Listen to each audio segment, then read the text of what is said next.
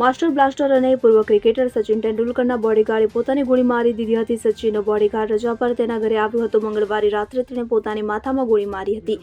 મળતી માહિતી અનુસાર ક્રિકેટ સચિનનો બોડીગાર્ડ પ્રકાશ ગોવિંદા કાપડે જામનેર શહેરના જલગાંવ રોડ પર ગણપતિનગરમાં રહે છે.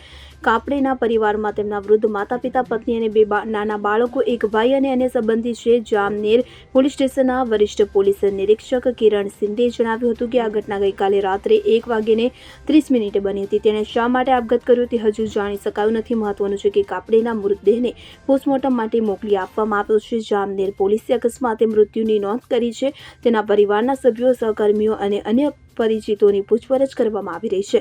સૂત્રોએ જણાવ્યું છે કે CRPF પણ સ્વતંત્ર તપાસ કરે તેવી શક્યતા છે, કારણ કે જવાન VVIP સુરક્ષા માટે તૈનાત હતો. Bureau report CN24 news. હવે જુઓ દેશ દુનિયાની તમામ ખબરો તમારી આંગળીના ટેરવે.